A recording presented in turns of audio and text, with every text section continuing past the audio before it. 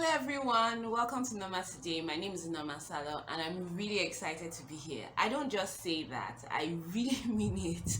I know it sounds like something rehearsed, but no, I truly am glad to be here. So, today, today I have a bit of story time. I'm going to be going into my deep, dark past and dragging out some embarrassing stories that I have a stock of embarrassing stories in my life, but I just decided to go back and then come up with 3 of them, and I'm going to be telling you. It's going to be fun, it's going to be enjoyable, so please just stay tuned.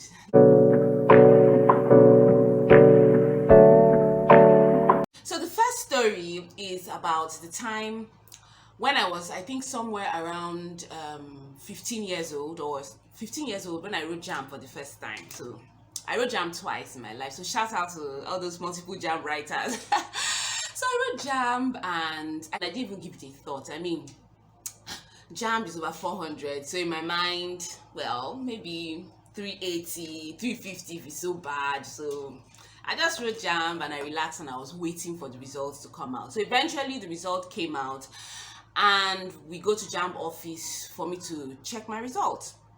And so I go stand there very confident. It didn't even crossed my mind that, I just told myself, let's go and check what our grade score is. I had entered in for medicine as my first choice and I think pharmacy as the second choice. So when I went there, stood in line, and lo and behold, I saw my name and I saw my score and I saw that I had 196. That's 196. Guys, it was just shocking to me as a 15-year-old at that time, because if you write an exam that's over 400, anything less than 200 is below average. In fact, anything less than 200 is failure. So to my mind, I'm like, what? I had 196. I'm telling you guys, I don't know. I just told myself, I can't even explain what happened at that moment, because I just fainted. And when I say fainted, I don't mean like a figure of speech. I mean, I just collapsed there in front of everybody, in front of all the other people who had come to check on their JAMB scores. I just fell down flat on the ground. And I wouldn't exactly say that I lost consciousness. It was just a matter of, there's no need to be standing when you have 196. I mean, what are your legs for? I felt it was better for me to be on the ground. And I didn't even care what would happen, like, afterwards, like who the people were, what they were doing. I just knew that had to be my reaction at the time. And so I fainted. I had gone to check my result with my father and my mom, I think. So they were the ones who had to, carry me out. I'm not even really clear on what happened, but they carried me out. So this is me fully conscious, but lying flat on the ground, dramatizing. And then I stand up and then the tears begin to pour. I'm crying. In my mind, I'm like, oh, I'm such a failure. Oh. Then my parents were, trying to calm me down and trying to tell me, don't worry, it'll be fine. Don't worry. Everything's going to be okay. My parents were so distraught. They didn't expect that kind of reaction. I suspect that my mom, because my mom is the more my mom will probably view things differently. I'm sure in her mind she's like, what's wrong with this one? But of course they all comported themselves and they were trying to calm me down. And then I decided, you know what, okay, 196. Let me try and call my other friends and see if they've also failed too. So, because, misery loves company. Let me call them. And, so the first person that came to my mind was Nina Okachi. Shout out, Nina. So I said, okay, let me call Nina and find out if she failed too. At least then that means everything is okay. We're all failures. So I call her.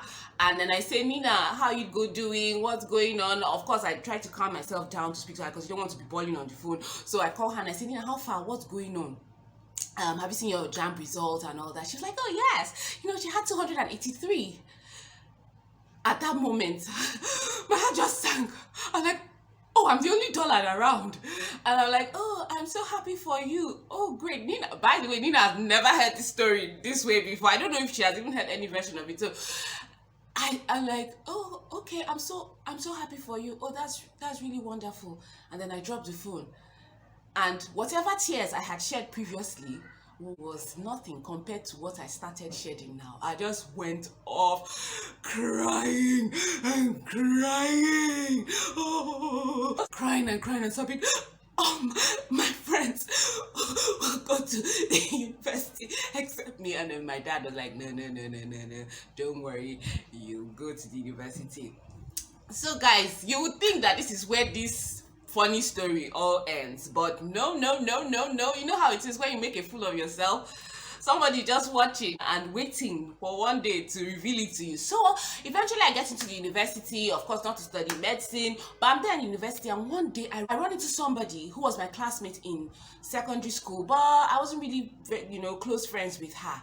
But she now just sees me. I was like, oh yes, I know you. You are the one that fainted in front of JAMB office.